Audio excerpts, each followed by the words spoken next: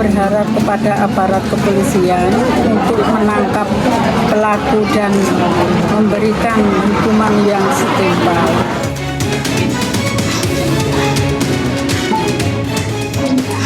Kita sudah sampaikan kepada Panglima, Kapolri harus dilakukan tindakan yang tegas. Proses hukum, berikan hukuman yang terberat.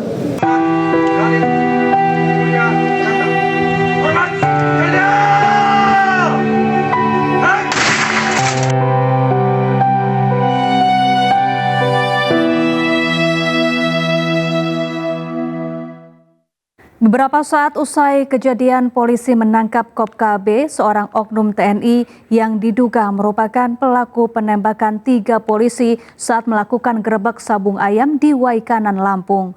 Meski demikian, petugas masih belum mengungkap siapa saja yang terlibat dalam aksi penembakan tersebut. Penangkapan Kopka B, seorang oknum TNI yang diduga merupakan pelaku penembak 3 polisi ini dilakukan beberapa saat usai kejadian. Pelaku kini ditahan di Denpom Lampung untuk penyelidikan lebih lanjut. Penahanan pelaku berjalan cukup dramatis. Pasalnya, pelaku harus berpisah dengan keluarga, istri dan anak-anaknya yang masih kecil bahkan masih bayi. Selain Kopka B, polisi juga menahan Peltu L yang telah menyerahkan diri dan mengaku berada di TKP.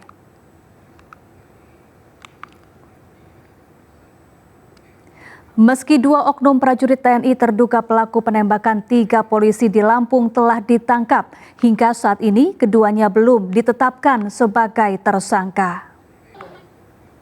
Polisi telah menangkap 2 oknum anggota TNI terduga pelaku penembakan 3 polisi hingga tewas saat tengah membubarkan judi sabung ayam di Waikanan, Lampung. Dalam konferensi pers Rabu 19 Maret 2025, Kapolda Lampung Irjen Helmi Santika mengatakan keduanya telah mengaku berada di lokasi kejadian dan membawa senjata api jenis rakitan. Namun hingga saat ini keduanya belum ditetapkan sebagai tersangka dan masih berstatus saksi.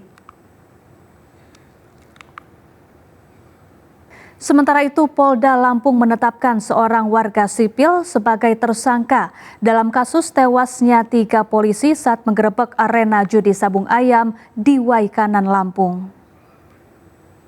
Hal ini disampaikan Kapolda Lampung Irjen Pol Helmi Santika usai menggelar konferensi pers bersama Pangdam II Sriwijaya Maijen Ujang Darwis di Mapolda Lampung Rabu 19 Maret 2025. Dalam keterangannya, Kapolda Lampung menjelaskan telah menetapkan 1 orang warga sipil sebagai tersangka berinisial Z yang merupakan penduduk Batin dan pemain judi sabung ayam. Sejumlah barang bukti juga dihadirkan saat konferensi pers, diantaranya 13 butir selongsong peluru yang merupakan hasil dari olah TKP.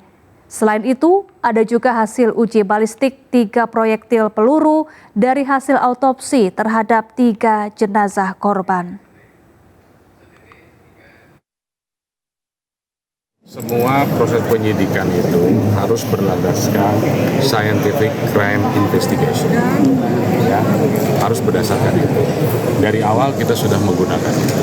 Kemarin pada saat olah TKP juga lapor kita libatkan untuk bisa mengukur arah tembakan dan lain sebagainya. Kemudian karena ini berkaitan juga dengan luka, maka dokter forensik lain untuk menjelaskan tentang perlukaan, arah luka, kedalaman, mengakibatkan kematian dan lain sebagainya.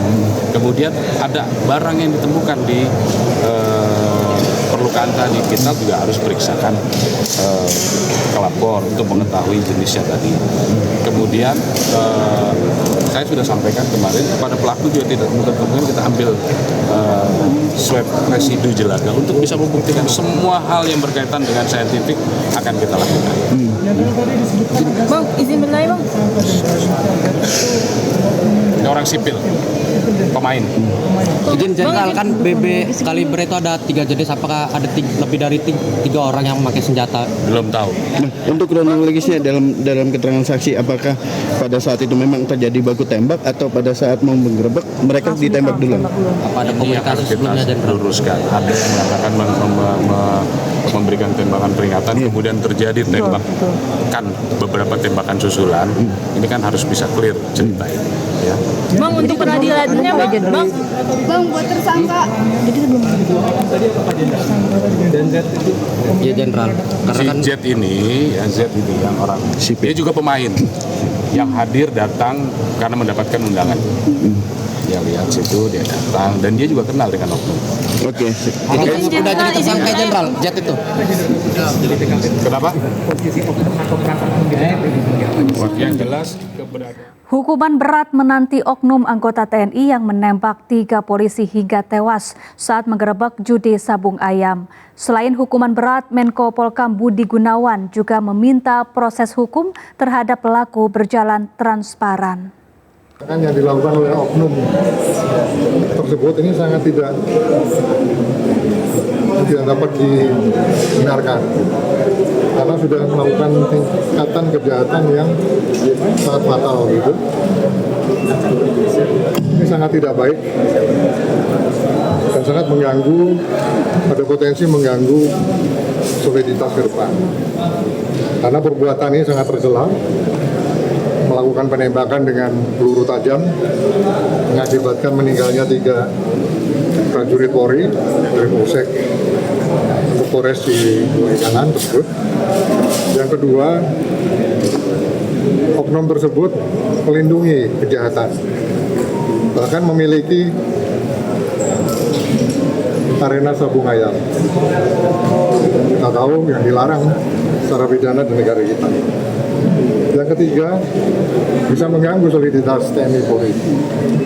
Nah, oleh karenanya, kita sudah sampaikan pada Panglima, Kapolri harus lakukan tindakan yang tegas. Proses hukum, berikan hukuman yang terberat. Yang terberat tanpa pilih kasih dan melakukan secara transparan. Ini proses sudah berlangsung, sudah ditangani oleh TNI. Kita ikuti nanti perkembangan seperti apa. Kemudian yang kedua, saya pastikan bahwa untuk soliditas TNI Polri sampai dengan saat ini masih terjaga. Kita akan terus lakukan langkah-langkah penguatan untuk dalam hal sinergi maupun juga kolaborasi soliditas TNI Polri, antara lain dengan kegiatan buka bersama kemarin. Dan ini akan ditularkan terus kepada seluruh daerah. Makanya kejadian-kejadian seperti ini tidak boleh ditoleransi lagi. Harus tindak tegas, karena oknum-oknumnya ini bisa mengakibatkan hal-hal yang mengganggu soliditas dan program pemerintah ke depan. Ini beberapa hal yang bisa saya sampaikan. Menko, untuk mengantisipasi misalnya ada aksi balasan begitu ya antar instansi, apakah kemudian ada himbauan juga supaya baik itu dari TNI ataupun Polri ini bersikap tenang menyikapi proses hukum yang sedang Sudah, Nuarana itu sudah. Hari ini Panglima Kapolri melakukan video conference kepada seluruh jajaran. Sementara itu, Kapolri Jenderal Listio Sigit Prabowo dan Panglima TNI Jenderal Agus Subianto sepakat untuk menginvestigasi penembakan 3 polisi saat menggerebek lokasi judi sabung ayam di Waikanan, Lampung. Kapolri dan TNI pun berjanji akan menangani kasus tersebut hingga tuntas. Ini Pak Kapolda dan Pak Danrem sedang terus melakukan kegiatan investigasi.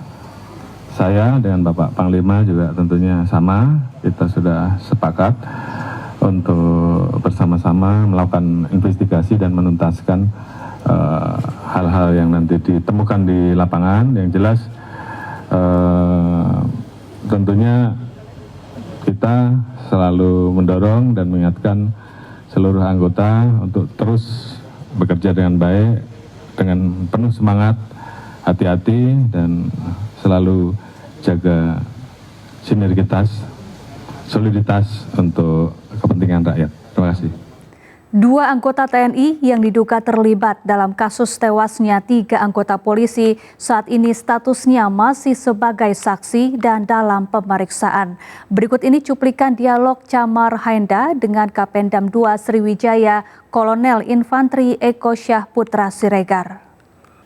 Munisi kelongsong yang ditemukan di TKP ya, itu 3 jenis, maksudnya dengan ukuran yang berbeda-beda.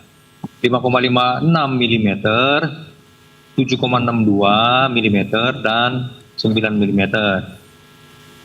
Dan berikutnya untuk senjata yang diduga digunakan oleh oknum telah ditemukan, yang mana senjata yang ditemukan tersebut laras panjang dengan ukuran 5,56 mm kalibernya, kaliber senjatanya gitu.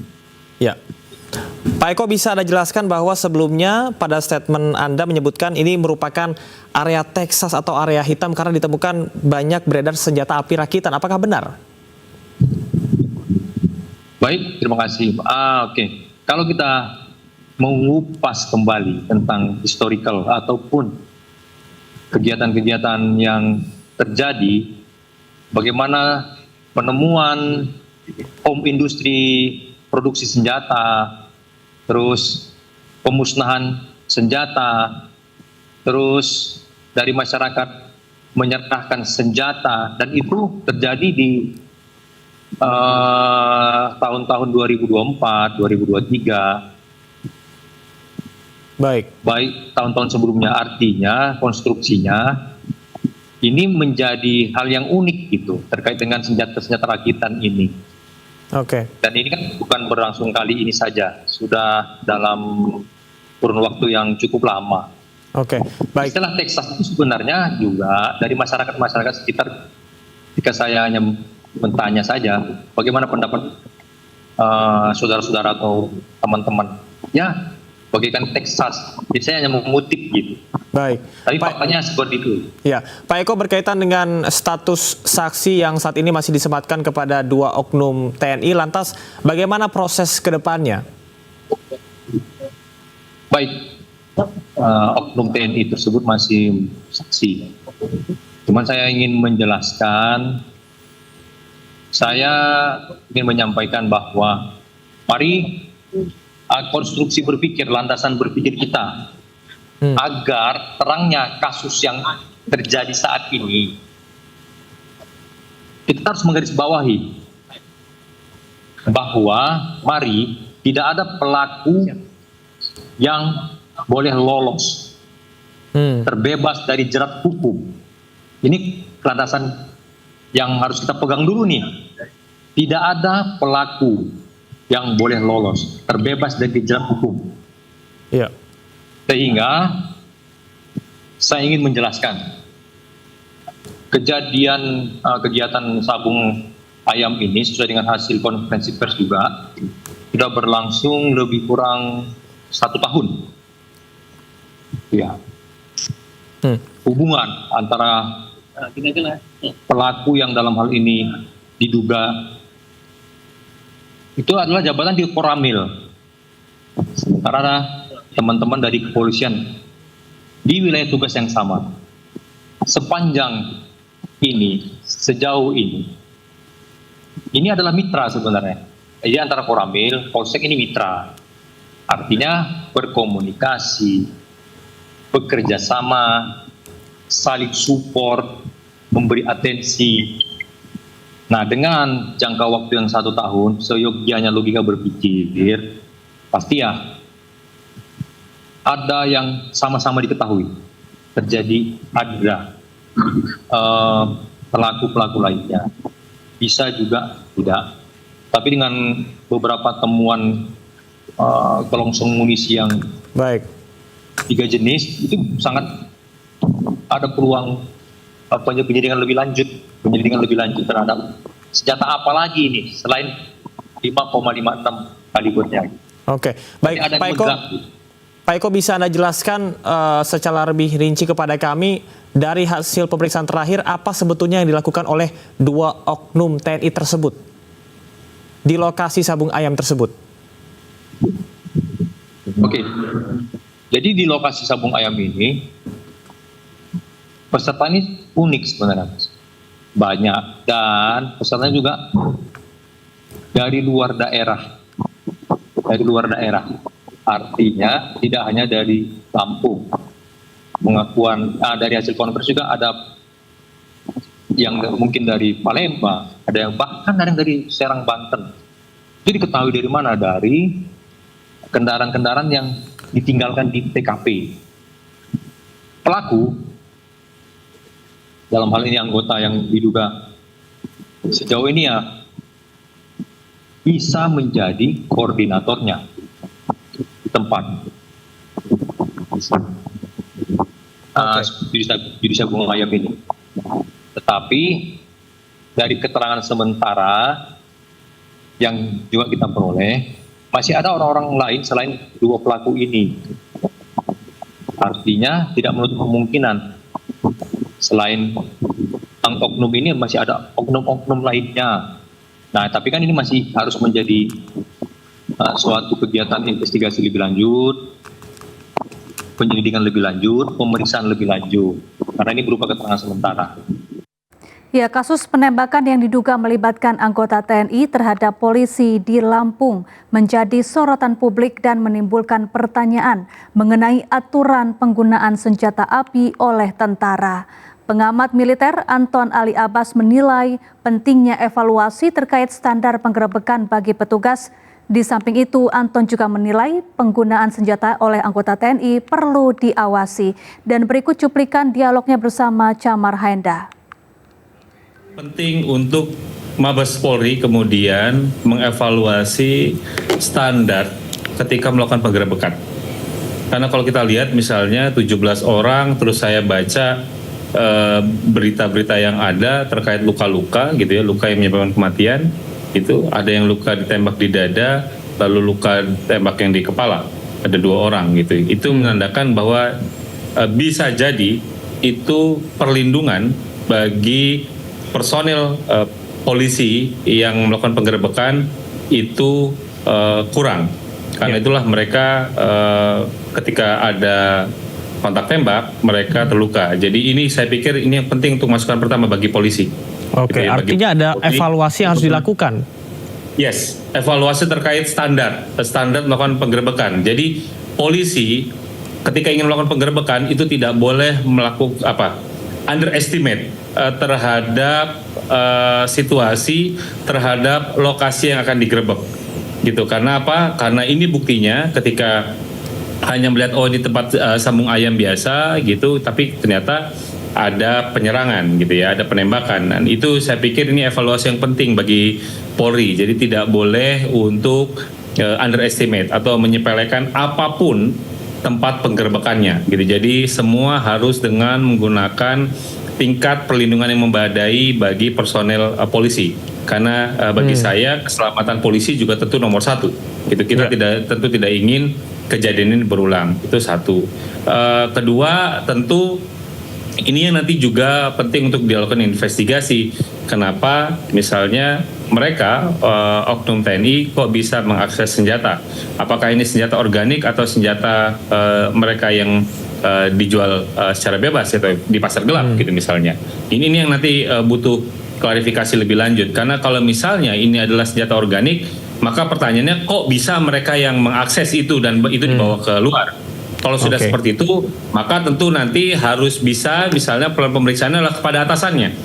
Kenapa atasannya tidak melakukan pengawasan? Karena bagaimanapun juga gitu ya, ada banyak pendapat gitu ya yang menyatakan bahwa tidak ada prajurit yang salah adalah komandan. Jadi penting juga untuk dilihat apakah ada kelalaian dalam hal ini. Kalau misalnya itu adalah senjata organik gitu. Ketiga, bagi saya ini kemudian menjadi rentetan ya, Mas Camar.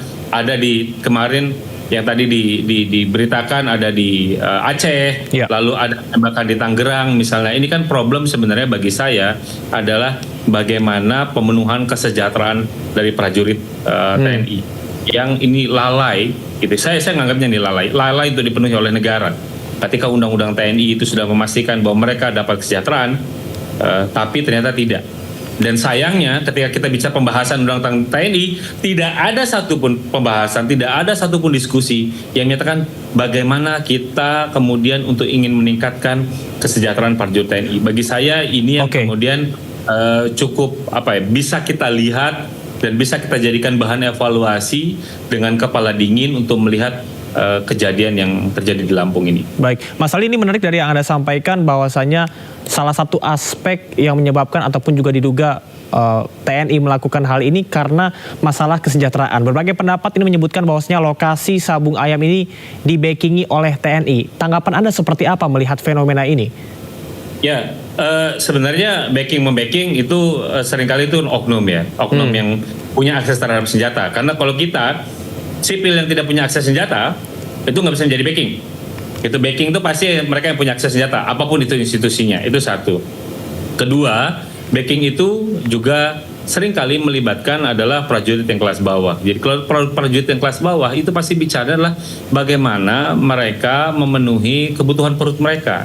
Dan itu bagi saya yang belum dipenuhi oleh negara. Dan seringkali negara kemudian lalai. Padahal misalnya konteks kerja mereka itu berbeda dengan ASN. Mereka ini 24 jam, 7 hari, nggak pakai libur dan lain-lain. Tapi kesejahteraannya tidak memadai. Jadi mau tidak mau kemudian pasti akan mencari sampingan. Itu satu. Kedua, kita juga harus melihat bagaimana ternyata pengawasan yang sudah dibangun di tubuh TNI misalnya ternyata belum cukup sigap untuk mengawasi 24 jam per 7 tadi.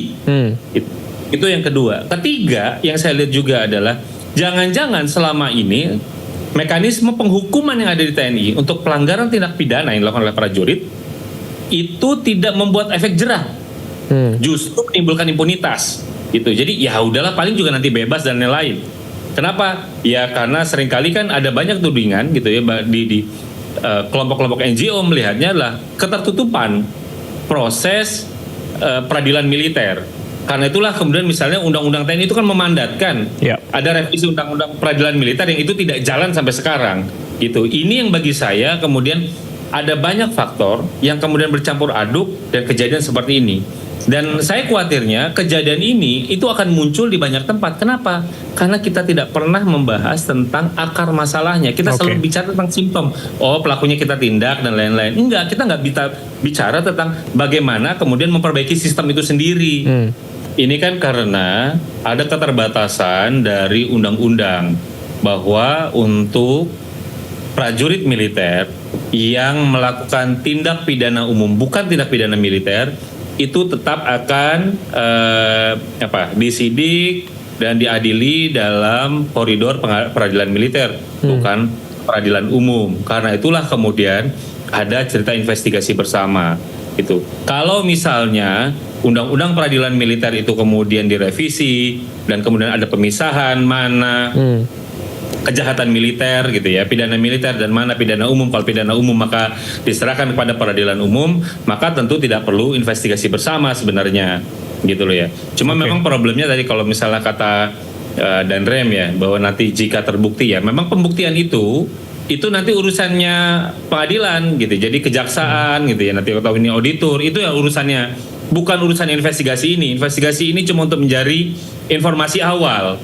Gitu memang ya ada dugaan mereka terlibat, ya udah that's it gitu. Kita nggak perlu pakai cari pembuktian dan lain-lain. Pembuktian itu nanti urusannya auditor dan lain-lain gitu. Itu nanti di dalam mahkamah militer gitu. Jadi memang nggak perlu kita cari pembuktian dan lain-lain.